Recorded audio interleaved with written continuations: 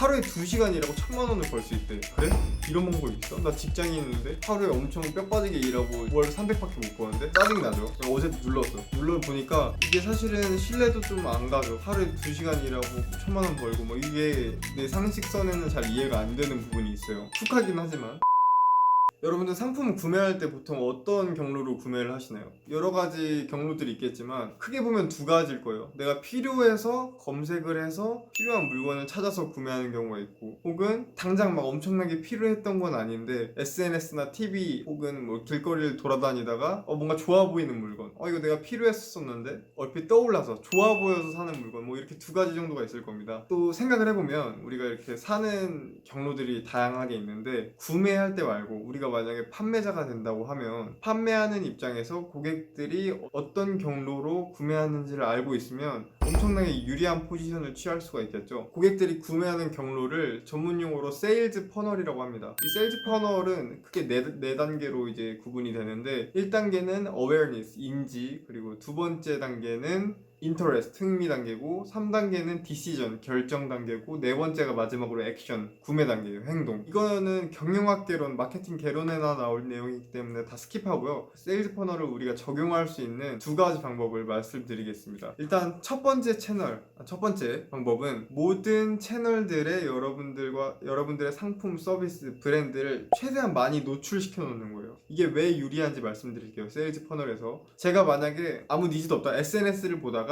우연하게 마케팅 강의를 하는 광고를 봤어요. 스폰서드 광고를 보고 하루에 2시간 일하고 1,000만 원을 벌 수 있대. 그래? 이런 방법이 있어? 나 직장인인데 하루에 엄청 뼈 빠지게 일하고 월 300밖에 못 버는데 짜증이 나죠. 어제 눌러보니까 뭐 이런 상세 페이지들이 있어요. 쭉 이게 사실은 신뢰도 좀 안 가죠. 하루에 2시간 일하고 1,000만 원 벌고 뭐 이게 내 상식선에는 잘 이해가 안 되는 부분이 있어요. 훅하긴 하지만. 그래서 이 사람의 이름, 이 강사의 이름과 회사 이름을 네이버에 검색을 해봅니다. 예를 들어 리텍스트, 제가 운영하는 회사 리텍스트라고 칠게요. 리텍스트를 쳤더니 홈페이지가 딱 최상단에 뜨네. 홈페이지를 들어가 봤어요. 홈페이지가 굉장히 트렌디하게 잘 꾸며져 있고 뭔가 활성화돼 있고 세련된 느낌을 받았어요. 근데 홈페이지는 좋은데 바로 구매를 할 확률이 잘 없겠죠. 홈페이지는 뭐 그렇다 치고, 그러면 그 다음으로는 블로그의 리뷰를 보는 거예요. 블로그에 이 마케팅 강의를 들은 사람들이 실제로 써놓은 리뷰가 있는지 한번 확인을 해보는 거죠. 이 리뷰를 쫙 봐. 블로그를 쫙 보니까 내용이 좋은 내용들이 있어요. 다 강의가 엄청나게 좋았다, 내용 좋았다, 들을만했다, 듣고 나서 내가 이렇게 적용을 했다, 뭐 이런 좋은 내용들 다 있어요. 근데 너무 또 좋은 내용들만 있으니까 약간 신뢰가 가지 않죠. 블로그는 특히 이런 상업적인 글들이 많기 때문에 홍보 글인가라는 의심도 되고, 블로그 글을 본 다음에 이번에는 유튜브 영상을 한번 보러 갑니다. 유튜브에도 혹시 영상이 있는지 유튜브에 들어가서 리텍스트를 쳤더니 영상들이 나와요. 그래서 그 마케팅 강의를 하는 강사의 영상들이 나오는데, 강사가 하는 말에서 전문성이 충분히 느껴지고 영상에서 나오는 사례들이나 이런 분석하는 내용들이 도움을 받을 수 있을 것 같은 느낌이 확실히 들어요. 그러면 이제 구매 욕구가 확 막 뿜뿜하겠죠. 신뢰감도 올라가고 이제 진짜 구매해야겠다, 결제해야겠다라는 생각을 어느 정도 하게 됩니다. 강의 같은 경우는 사실 고관여 상품이거든요. 고관여 상품이라는 거는 내가 비용을 좀 많이 지출하는 거예요. 시간적인 비용이나 경제적인 비용, 그러니까 내 인생에 많이 관여되어 있는 그런 상품들이죠. 그런 상품이다 보니까 그럼 내가 오늘까지만 고민해보고 내일 구매를 해야겠다라고 생각을 해요. 그러다가 이제 대중교통을 타고 이동을 합니다. 이동을 하다가 인스타그램에 들어가요. 인스타그램에 이제 막 그냥 보면서 피드 보면서 놀고 있다가 문득 아까 내가 마케팅 강의가 생각나서 인스타그램에도 있나? 하고 인스타그램 계정을 들어가 봤더니 공식 계정이 있네. 공식 계정에 들어가서 보니까 뭐 홈페이지나 블로그 그런 나와 있는 내용들 비슷하게 있어요. 뭐 특별히 재밌는 내용은 없구나 하고 해시태그에 검색을 해요. 그 마케팅 강의 이름을 검색을 했더니 그 강의를 들은 사람들이 올린 컨텐츠가 한 플러스 1,000개 정도가 있는 거예요. 들어가서 그 해시태그의 내용들을 봐요. 해시태그를 입력한 사람들의 컨텐츠를 보니까 너무 좋은 거야. 막 이 강사랑 이 수강생이 찍은 사진들이 엄청 많고, 강의 내용이 너무 좋았다, 많이 배웠고 내 사업에 너무 적용을 많이 할 수 있었다, 이런 좋은 내용들이 쫙 있는 거죠. 그러면 이제 신뢰감이 완전히 올라가서 굳이 내일까지 기다릴 것도 없겠다, 그냥 바로 결제해야겠다 하고 결제, 이런 식으로 흐름이 쫙 이어지는. 근데 만약에 이 사람이 홈페이지도 없었고 블로그에다가 본인의 후기 이런 것들을 깔아놓으려는 노력을 하지 않았고, 인스타그램에도 본인 수강생들과 같이 찍은 사진이 없었고, 그리고 유튜브에도 만약에 영상이 없었다면 이 사람은 이 마케팅 강의를 구매했을 확률이 높아졌을까요? 줄어들었을까요? 당연히 줄어들었을 거예요. 그래서 여러분들이 이 세일즈 퍼널을 생각을 했을 때는 SNS, 뉴미디어 마케팅 세상에서는 무조건 최대한 많이 깔아놓는 게 중요합니다. 그래서 제가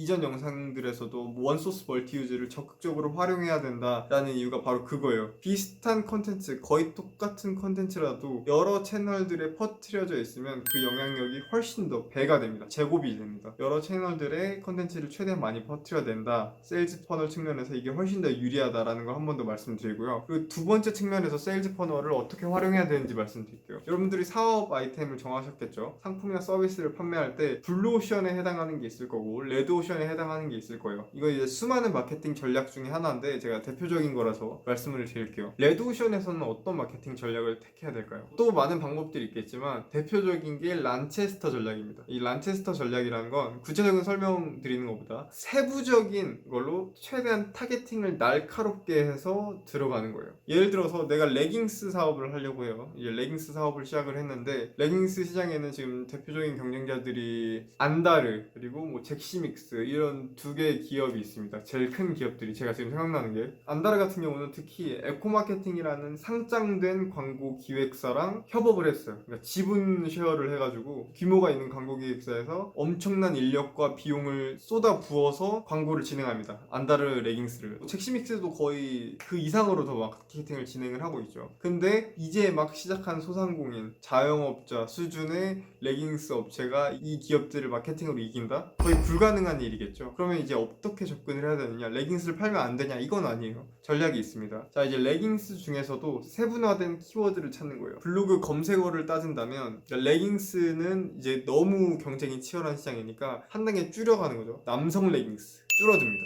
경쟁자들이. 이 중에서도 남성 스포츠 레깅스 이러면 경쟁자들이 또 확 줄어들죠. 그래서 처음에는 레깅스 시장으로 들어간다고 하더라도 나중에는 이제 뭐 다 팔 수 있겠지만 처음 시장으로 진입을 해서 내가 마케팅적으로 활용을 할 때는 세일즈 퍼널을 최대한 좁게 이렇게 치고 들어가야 돼요. 그게 남성 스포츠 레깅스. 그 다음에 남성 스포츠 레깅스에서 1위를 먹고 난 다음에는 조금 더 벌려서 남성 레깅스 시장을 먹고 레깅스 시장으로 이제 점점 올라가는 거죠. 남성 레깅스에서 레깅스 시장 가는 건 엄청난 많은 차이가 있겠지만 그 중간중간의 키워드들 남성 어떤 레깅스, 남성 무슨 레깅스를 하나씩 다 잡아가면서 결국은 이 시장을 먹는 거예요. 아마 남성 레깅스 시장만 먹어도 시장 규모가 굉장히 클 겁니다. 지금은. 이런 식으로 세일즈 퍼널을 넓혀가는 게 레드오션의 전략, 침입 전략이고 두 번째는 이제 블루오션은 어떻게 해야 되느냐. 블루오션이 훨씬 더 어려워요. 저는 이제 개인적으로 레드오션에서 돈을 벌어야 된다라는 주의인데 그 이유가 뭐냐면 레드오션은 경쟁 시장입니다. 치열한 경쟁 시장이기 때문에 세부 키워드만 잘 잡아도 이 경쟁을 뚫고 갈 수가 있어요. 본인이 실력이 있고 상품 서비스가 확실히 경쟁력이 있다고 하면 세부 키워드만 잡고 가도 웬만한 마케팅은 다 뚫려요. 이미 시장이 있는 거기 때문에 크게 사람들을 설득할 필요가 없습니다. 키워드만 잡으면. 근데 블루오션은 창조의 영역이에요. 예를 들어 볼게요. NLP라는 게 있습니다. Neuro Linguistic Programming이라고 신경 언어 프로그래밍인데 이게 뭐냐면 여러분들 NLP라는 말 지금 처음 들어보셨을 거예요. 만약에 NLP 강의를 판매한다고 생각을 해볼게요. 간단하게 설명드리면 그러니까 인간의 뇌는 사실 신경으로 구성되어 있잖아요. 이 신경이라는 거는 우리가 느끼는 감정, 심리적인 모든 상태를 언어가 좌지우지해요. 기쁘다, 즐겁다, 우울하다, 나쁘다 이런 언어들을 통해서 우리가 이 신경을 감지를 한다는 거거든요. 그러니까 신경과 언어와 한마디로 말해서 굉장히 긴밀히 연결되어 있다. 그래서 이 언어를 조정함으로써 신경을 조정할 수 있고 이 신경이 조정됨으로써 우리의 잠자력을 올릴 수 있다. 언어를 통해서 우리의 잠자력을 올리는 작전 이거를 신경 언어 프로그램이라고 하는 거예요. 간단히 말해서 막 완벽하게 이해하실 필요는 없고 어쨌든 이 NLP 강의 대부분 모르시잖아요. 지금 이 영상 보시는 분들 이거를 판매하려면 어떻게 해야 되느냐라는 게 문제인 거죠. 이럴 때는 NLP라는 거를 검색하는 사람이 거의 없기 때문에 퍼널을 엄청나게 오히려 넓혀서 시작을 해야 됩니다. 넓힌 다음에 NLP로 이렇게 좁혀서 판매를 하는 게 이런 전략을 써야 돼요. 반대 전략이죠. 레드오션이랑. 자, 여기서 이제 창의성을 떠올려야 되는 거예요. 창조해야 되는 거예요. 어떤 식으로 해야 될지. 이 키워드, 상품 서비스에 집중하는 게 아니라 이럴 땐 타겟 페르소나에 집중을 해야 됩니다. NLP 강의가 어떤 사람들한테 진정으로 도움이 될 것인가. 예를 들어서 내가 전문가로서 무대에서 강의를 해야 될 일이 많은데 무대 공포증이 있는 사람, 이런 사람들한테 NLP 강의가 도움이 될 수가 있겠고, 내가 영업사원인데 고객을 만나는 게 두렵고 거절받는 게 두렵다, 부동산이나 주식, 비트코인으로 돈 번 사람들이 주변에 많다 보니까 내가 일할 의욕도 더 이상 안 나고 무기력증에 빠진 이런 상대적 박탈감을 느끼는 사람들, 뭐 이런 사람들을 다 타겟으로 잡을 수 있어요. 타겟 잡는 건 사실 코에 걸면 코걸이고 귀에 걸면 귀걸이입니다. 그러니까 누가 더 잘 거느냐의 문제예요. 이제 NLP 강의를 판매한다고 했을 때 세일즈맨을 예시로 들어볼게요. 이런 식으로 퍼널을 만드는 거예요. 남성 스포츠 레깅스처럼 NLP 강의 이런 식으로 잡는 게 아니고 퍼널을 더 넓혀서 NLP 강의라는 말을 아예 안 쓰는 거예요. 타겟에 집중하라고 말씀드렸어요. 연봉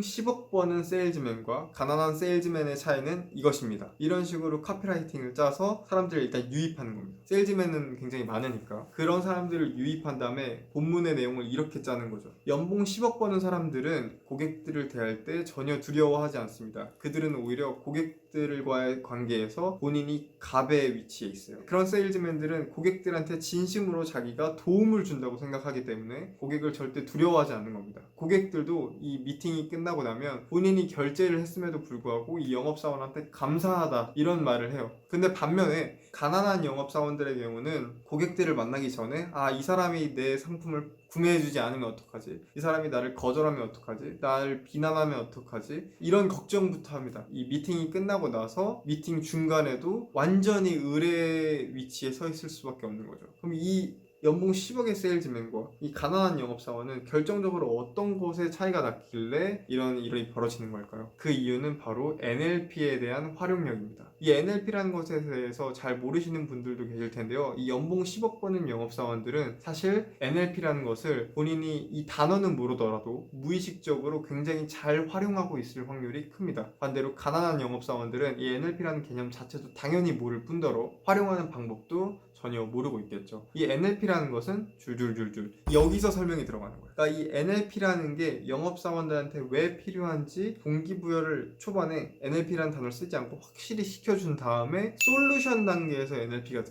가는 겁니다. 이렇게 퍼널을 만들어주는 거예요. 흐름을. 이렇게 컨텐츠를 만들어 주셔야 블루오션에서 시장 규모가 작더라도 상품을 판매할 수 있는 채널들이 많이 넓어진다, 방법들이 많이 많아진다 라고 말씀을 드립니다. 자, 제가 이제 레드오션, 블루오션 이렇게 나눈 거는 마케팅 전략 정말 수많은 것들 중에 하나를 대표적으로 예시를 들어서 말씀드린 것 뿐이고요. 여러분들이 판매하는 상품이나 서비스에 따라서 어떤 마케팅 전략을 취해야 될지, 어떤 채널들에 멀티 유즈를 하고 컨텐츠를 배포하고, 그리고 어떤 곳에 또 유료 광고를 해야 되고, 이런 작전들이 다 달라질 수 있어요. 당연하겠죠. 벤츠를 팔 때랑 여러분 쌀국수를 팔 때랑 온라인에서 마케팅 강의를 판매할 때랑 전략이 다 달라질 수밖에 없을 겁니다. 그래서 여러분들에게 맞는 마케팅 전략을, 세일즈 퍼널을 생각하시면서 어떤 고객들이 어떤 경로로 구매를 할지를 계속 생각하시면서 트레이닝을 하시면 도움이 될 것 같습니다. 감사합니다. 구독 부탁드려요.